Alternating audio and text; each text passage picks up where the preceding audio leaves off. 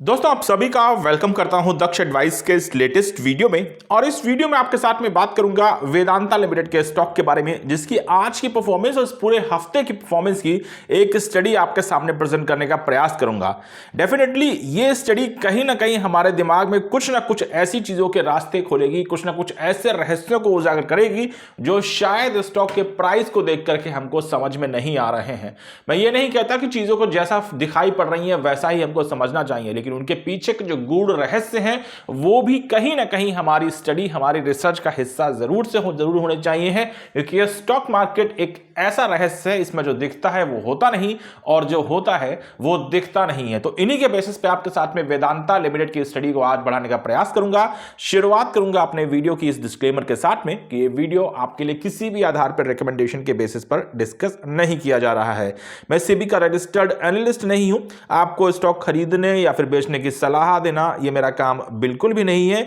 ये वीडियो आपके लिए एक फ्रेंडली बेसिस का लर्निंग मॉड्यूल बिल्कुल हो सकता है, लेकिन इससे ज्यादा इसको तूल देने की गलती आपको करनी भी नहीं है और उसके बारे में सोचना भी नहीं है।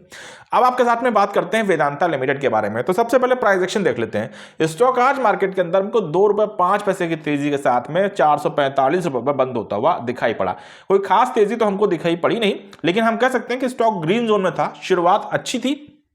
स्टॉक हमको ₹450 के हाई पे पहुंचता दिखाई पड़ा, बल्कि उसके ऊपर के लेवल को भी पहुंचा। ₹450 के हाई बने। हालांकि वो नंबर्स आज सस्टेन नहीं हो पाए, लेकिन मुद्दा ये नहीं है, क्योंकि आज के अगर आप बाजार को देखेंगे तो मार्केट के अंदर भी आपको कोई खास तेजी देखने को नहीं मिली और मार्केट भी आपको सिर्फ और सिर्फ ग्रीन जोन में बंद होती दिखाई पड़ी। महज 7.5 पौने 8 पॉइंट की तेजी हमको बाजार में नजर आई थी। अपार्ट फ्रॉम दैट अगर मेटल सेक्टर के बारे में बात करने की कोशिश की जाए तो मेटल सेक्टर के अंदर भी हमको आधे प्रतिशत के करीब करीब की ही तेजी देखने को मिली थी। तो आज का दिन लगभग मार्केट के लिए एक न्यूट्रल डे था। वैसे तो शुक्रवार फ्राइडे का दिन हमारी मार्केट में कई बार हमने देखा है कि बड़ी तेजी लेकर के आता है, लेकिन फिलहाल इस फ्राइडे को वो तेजी हमको देखने को नहीं मिल पाई। लेकिन इससे कोई बहुत ज्यादा फर्क नहीं पड़ता है। अगर मैं आपके साथ में वेदांता स्टॉक की पूरे हफ्ते की परफॉर्मेंस को ग्राफ को लेकर के आने की कोशिश करूं तो आप अंदाजा लगाइए, स्टॉक 11.5% हमको भागता दिखाई पड़ा है। ₹46 की तेजी हमको इस स्टॉक के अंदर देखने को मिली है सिर्फ और सिर्फ इस हफ्ते के अंदर में। और अगर आप ग्राफ पैटर्न को देखेंगे तो पहले 2 दिन तो जरूर कमजोरी दिखाई पड़ी, लेकिन उसके बाद में यह स्टॉक बड़ी तेजी से ऊपर की तरफ चढ़ता हुआ दिखाई पड़ा। अब स्टॉक की अगर पूरे हफ्ते की परफॉर्मेंस देखेंगे तो आपको अंदाजा लगता है कि स्टॉक एक बार फिर से अपने ₹500 के टारगेट की तरफ जाता दिखाई पड़ा। हालांकि देखा जाए तो इसी हफ्ते में हमने एक ऐसा भी दौर देखा था कि स्टॉक ना सिर्फ ₹400 के नीचे बल्कि ₹390 के नीचे भी जाता हुआ दिखाई पड़ा। इस रसाकशी के बीच में जाहिर सी बात है कि कुछ और भी फैक्टर्स है जिनको हमको समझना होगा, जिनके बारे में मैं आपसे बार बार मेंशन करता हूं कि जो मार्केट की अप्रोच है उसको भी हमको देखना पड़ेगा। देखिए, यूएस ने इस समय पूरे दुनिया में हंगामा मचा के रखा हुआ है अपने टैक्स की वजह से, टैक्स के टैरिफ की वजह से। रोज डोनाल्ड ट्रंप कहीं ना कहीं कोई नई सूचना लेके आते हैं, कहीं ना कहीं रोज नया कोई पटाखा बम लेकर के आ जाते हैं, जिससे पूरी शेयर बाजार और पूरी दुनिया हिल जाती है। उसका इंपैक्ट हमारे बाजार पे भी पड़ता दिखाई पड़ा। अगर निफ्टी 50 के बारे में बात करें तो आज हमको बाजार के अंदर कोई खास तेजी तो नहीं देखने को मिली, लेकिन अगर पूरे हफ्ते के बारे में बात करें तो लगभग पौने 2% के आसपास बाजार तेज दिखाई पड़े। अब इस चीज को सबसे पहले समझना होगा, क्योंकि बाजार के अंदर जो भी हम लोगों को तेजी आई इसके पीछे 2 कारण थे। पहला, आरबीआई के द्वारा लिक्विडिटी को बढ़ाने का एक फैसला लिया गया, जिसका फायदा जाहिर सी बात है कि इंडियन स्टॉक मार्केट को बड़ी तरीके से पड़ता दिखाई पड़ा। दूसरा बड़ा फैसला यह हुआ कि जितने भी डोनाल्ड ट्रंप के हम लोग को इस समय टैक्स के अगेंस्ट में या फिर नए नए टैक्सेस देखने को मिले हैं, कहीं ना कहीं मार्केट के अंदर 2 प्रकार की संभावनाएं बन रही हैं। या फिर ये इनकी जो टैक्स बढ़ाने की जो जितनी भी महत्वाकांक्षाएं थी वो पूरी हो चुकी हैं, और दूसरी चीज ये दिखाई पड़ रही है कि अब अगेंस्ट दीज टैक्सेस कहीं ना कहीं चाइना, मैक्सिको और कनाडा मिलकर के कुछ ऐसी अप्रोच लेकर के आ रहे हैं, या फिर वो वापस से ऐसे कुछ रिवर्स टैक्सेस अमेरिका के ऊपर लगाने को तैयार है कि अमेरिका कहीं ना कहीं अपने कुछ स्टेप बैक करता हुआ दिखाई पड़ सकता है। अब ये सारी की सारी चीजें संभावित तौर पे हैं, इन चीजों को भी हमको समझना होगा। ऐसा कोई भी यहां पे डॉक्यूमेंटेड नंबर नहीं है, कोई भी यहां पे चीजें नहीं है, लेकिन जो मार्केट के विश्लेषक हैं उन सबका मानना यह है, वह खासतौर से राजनीतिक विशेषज्ञों के बारे में बात करूंगा, उन सबका मानना यह है कि कहीं ना कहीं डोनाल्ड ट्रंप को अब अपने हाथ रोकने पड़ेंगे और अपने लिए हुए फैसलों के बारे में शायद इनको वापस से रीथिंक करना पड़े। तो यह सिर्फ एक माइंड सेट के आधार पर, या मैं कह सकता हूं कि कहीं ना कहीं एक फ्यूचर के प्रेडिक्शन के आधार पे पूरी दुनिया भर की बाजारों को एक राहत मिलती हुई दिखाई पड़ी है, जिसका फायदा ग्लोबल मार्केट में मिला। सबसे पहले वो ग्लोबल बाजार में फायदा आया, जिनका इंपैक्ट हमारी बाजार में भी आता हुआ दिखाई पड़ा। और लास्ट के 3 दिन की ही बाजार को देखिएगा, 3 मार्च के बाद से ही मार्केट के अंदर रिकवरी आई है, वरना तो भारत बाजार की हालत बहुत ही खराब हो चुकी है। इन स्थितियों को देखिए, इन्हीं का फायदा हमको यहां पर मेटल सेक्टर भी बढ़ता दिखाई पड़ा। आज के दिन आधे प्रतिशत और पूरे हफ्ते के दिन 8.5% मेटल सेक्टर बढ़ता दिखाई पड़ा। किसी सेक्टर के अंदर 8.5% की तेजी है तो आप अंदाजा लगाइए कि उस सेक्टर के जो पॉजिटिव स्टॉक्स होंगे, जो मजबूत फंडामेंटल स्टॉक्स होंगे, उनके ऊपर क्या अप्रोच पड़ती दिखाई पड़ेगी। तो जाहिर सी बात है कि कोई यहां पे हील हुज्जत की आवश्यकता नहीं है, ज्यादा दिमाग खर्च करने की आवश्यकता नहीं है। जब मेटल सेक्टर मजबूती से आगे बढ़ा तो मार्केट के वो मेटल के स्टॉक जो कि मजबूती से ही काम करते दिखाई पड़ रहे थे, उन्होंने डायरेक्ट उस चीज को कहीं ना कहीं अडॉप्ट किया और उसी के हिसाब से वो भी हमको बढ़ते हुए दिखाई पड़े। अब इन चीजों को थोड़ा सा हम लोग को कैलकुलेट करने का प्रयास करना होगा। सबसे पहले वेदांता के प्राइस एक्शन को समझते हैं, क्योंकि वही हमारे लिए सबसे बड़ा कंसर्न रहा है।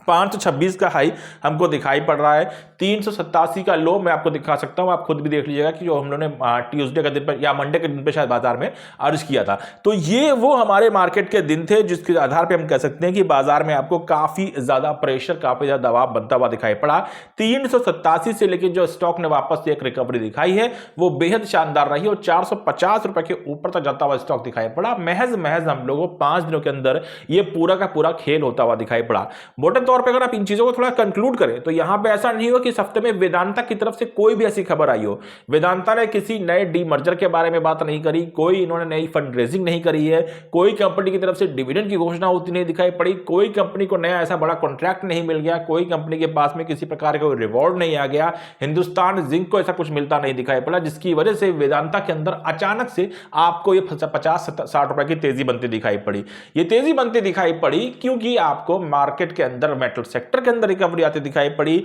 और ये तेजी बनती दिखाई पड़ी क्योंकि आपको इंडियन स्टॉक मार्केट के अंदर कहीं ना कहीं एक रिकवरी बनती दिखाई पड़ी और ये तेजी बनती दिखाई पड़ी क्योंकि यूएसए की तरफ जो हंगामा हमको होता दिखाई पड़ा था, कहीं ना कहीं वो भी हम लोगों को शांत होता हुआ दिखाई पड़ा। अब इन चीजों को अगर आप जोड़ने की कोशिश करेंगे वेदांता की परफॉर्मेंस से, तो आपको एक चीज मोटे तौर पर समझनी होगी। आपको स्टॉक पसंद है नहीं पसंद है वो आपकी अपनी पर्सनल चॉइस है। ये स्टॉक आपके पोर्टफोलियो में है नहीं है ये भी आपकी अपनी एक इंडिविजुअल चीज है। लेकिन अगर आप स्टॉक की परफॉर्मेंस को किसी चीज से अंडरस्टैंड करने का प्रयास कर रहे हैं, रिलेट करने का प्रयास कर रहे हैं, तो मोटे मोटे तौर पे आपको ये चीज क्लियरली समझनी होगी कि वेदांता का स्टॉक जो है इस समय मार्केट के अंदर जो भी परफॉर्मेंस दिखा रहा है वो मार्केट की इंटेंसिटी की वजह से दिखा रहा है। यानी कि बाजार अगर तेज चल रहा है तो उसी इंटेंसिटी में आपको वेदांता का स्टॉक बहता दिखाई पड़ रहा है, बाजार अगर कमजोर दिखाई पड़ रहा है तो आपको वेदांता का स्टॉक उसी ही के साथ में मार्केट में गिरता भी दिखाई पड़ रहा है। तो पूरी की पूरी जो परफॉर्मेंस 526 रुपए से लेकर के 387 रुपए से लेकर के वापस से 450 रुपए तक का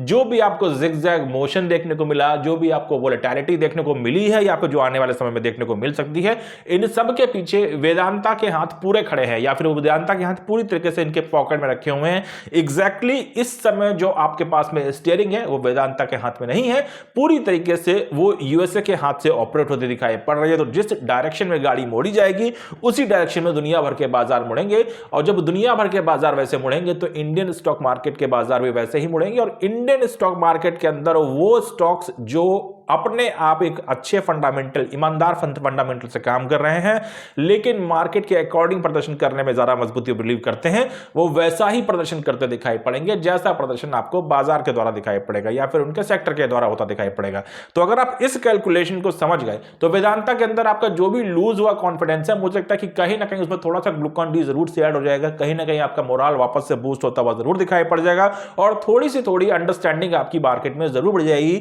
कि वेदांता की यह परफॉर्मेंस आपको फ्रस्ट्रेट कर सकती है, निराश कर सकती है। लेकिन अगर आप इस निराशा के कारणों को ढूंढेंगे तो यहां पे भी कोई कॉन्क्रीट फंडामेंटल बेसिस आपको बेस देखने को नहीं मिलेगा। इसका मतलब यह है कि वेदांता इस समय मार्केट के साथ में नीचे आया हुआ है। जिन्होंने नीचे लेवल पे इसमें फायदा उठाने की कोशिश करी, लॉन्ग टर्म व्यू के साथ में बैठने का प्रयास किया, मुझे ऐसा प्रतीत होता है कि वेदांता जिन फ्यूचर प्लान्स को लेकर के हमारे साथ में बैठा हुआ है, चाहे वो डीमर्जर हो, चाहे वो फ्यूचर में अपने आप को कंप्लीटली डेट रिलीज करने का हो, चाहे वो कुछ नए प्रोजेक्ट्स के अंदर अपने आप आपको इंप्लीमेंट करने का हो, जिसमें आपके सेमीकंडक्टर का प्लांट भी शामिल है, जिसमें ग्लास डिस्प्ले बिजनेस भी शामिल है, और अगर इन चीजों को वेदांता अपने स्टेप बाय स्टेप प्रोसेस के द्वारा मार्केट के अंदर इंप्लीमेंट कर पाया, तो मुझे लगता है कि ऐसी गिरावट जिन्होंने भी यहां पे इसको मौके का फायदा उठाया, जिसने भी इस गिरावट को सही तरीके से समझा और उसके इनकैशमेंट के बारे में सोचा है, आने वाले भविष्य में मुझे जरूर प्रतीत होता है कि उनके पास में कुछ सुनहरे दिन देखने को मिल सकते हैं। यहां पे मैं इस चीज को भी वापस से रीमेंशन करूंगा कि वेदांता की इस हफ्ते की परफॉर्मेंस बहुत अच्छी थी,